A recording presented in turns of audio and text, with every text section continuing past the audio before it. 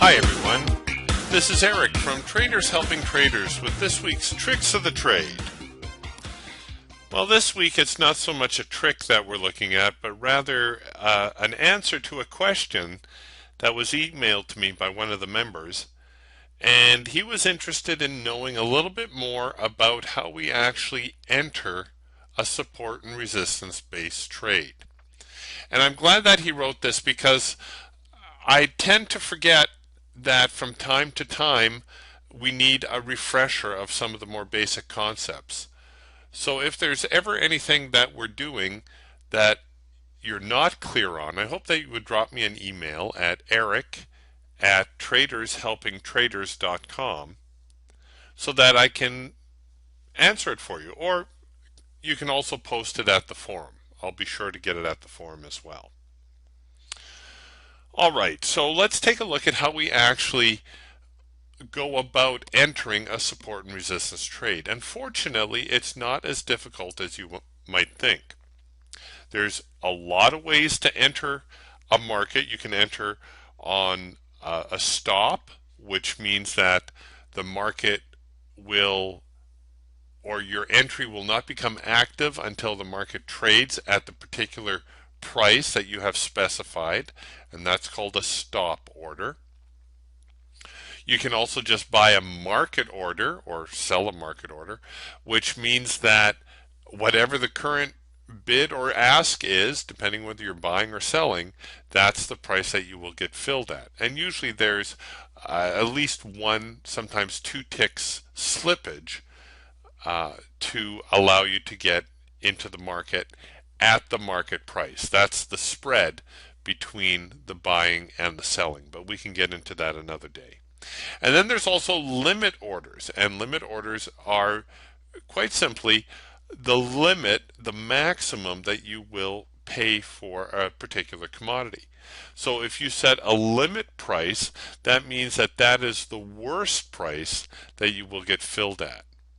It used to be that you would enter a limit or better, but now it's always assumed that you will accept a better price than the limit price. So the limit puts a limit on how much you are prepared to pay for a particular commodity. A market gets you into the market immediately, and a stop gets you into the market at a specified price. So what we tend to do more often than not is we tend to use stop orders. And what that means is we will set a price that once the market trades there, then our order automatically becomes a market order and we are in the trade. And there's variations on this as well. You can use what is called a stop limit order, which is a combination of the two concepts, namely that your price or your order will not become active until the market trades at a specified price, and you've also put a limit on how much you're prepared to pay for that particular commodity.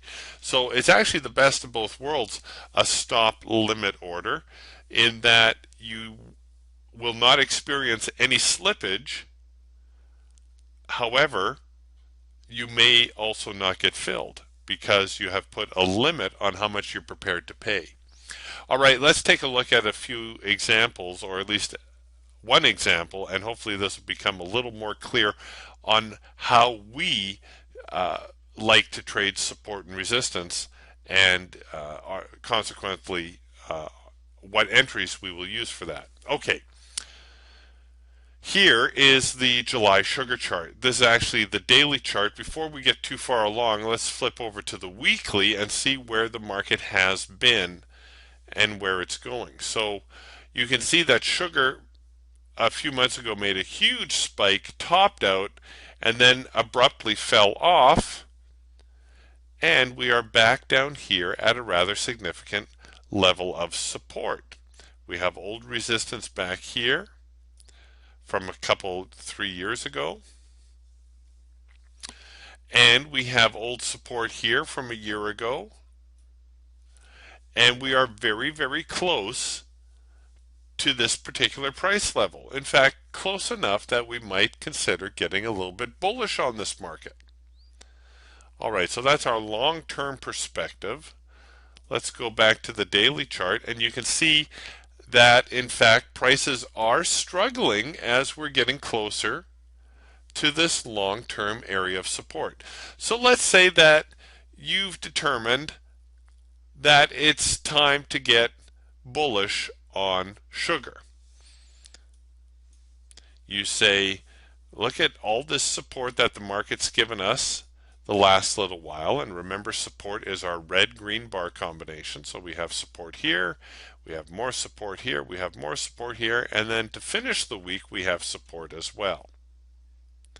So it looks like we've got a lot of support at or near 16 even. Now let's say we wanted to buy this market long.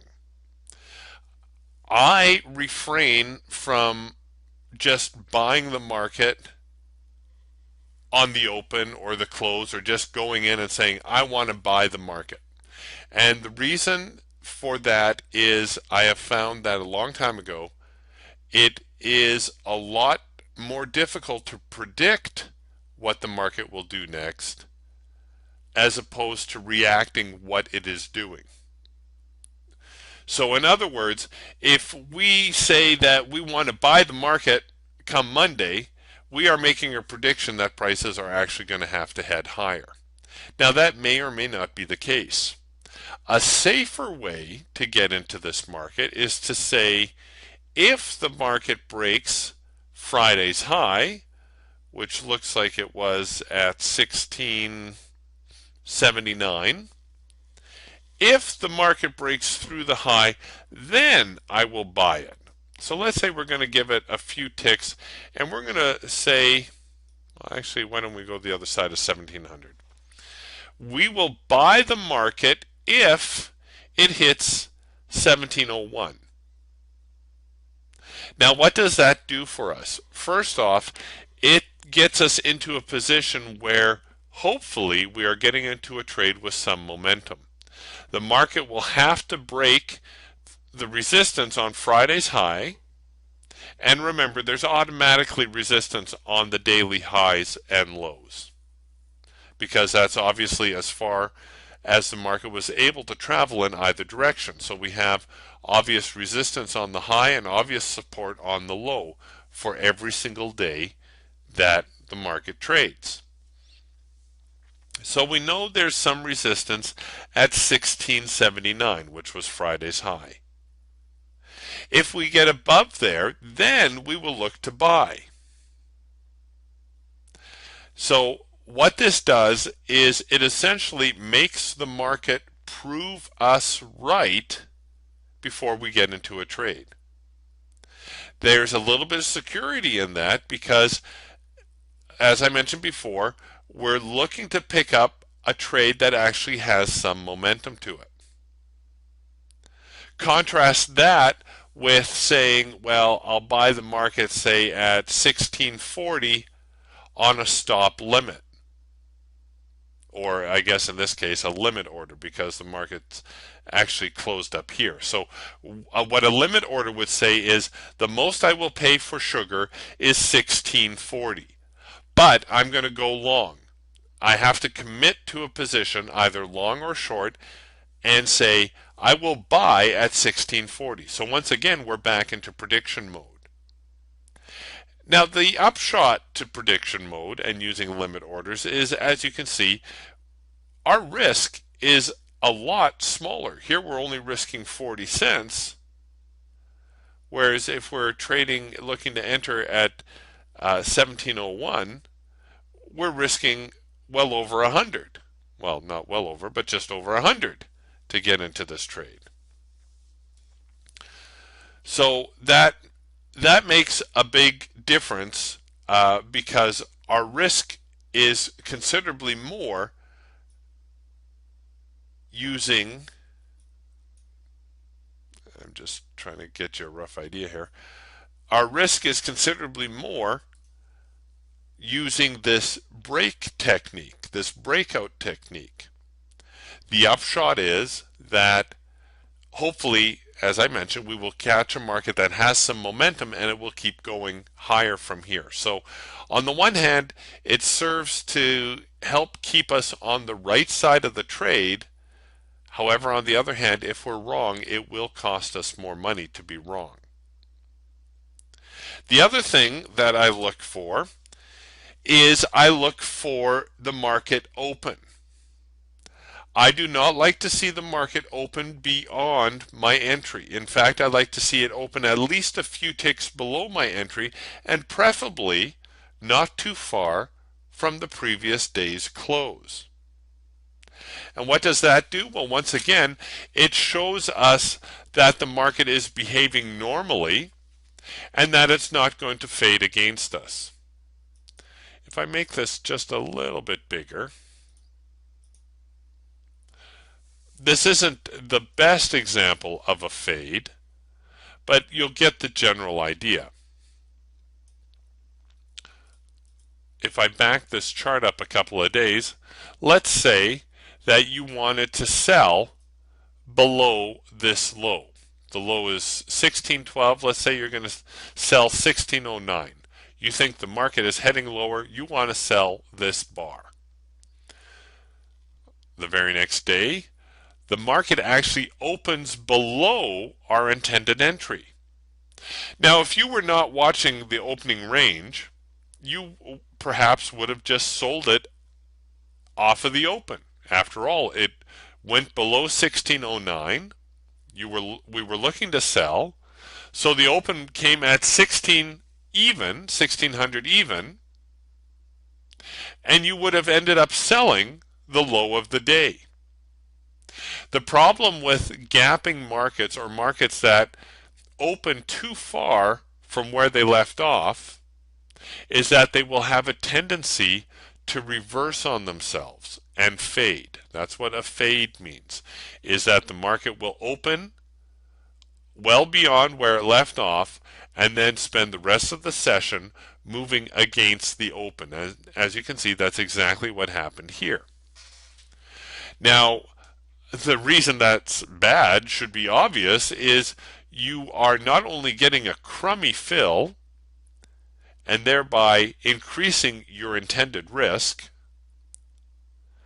but you're also leaving yourself open to the possibility of a fade and the market setting up to move against you.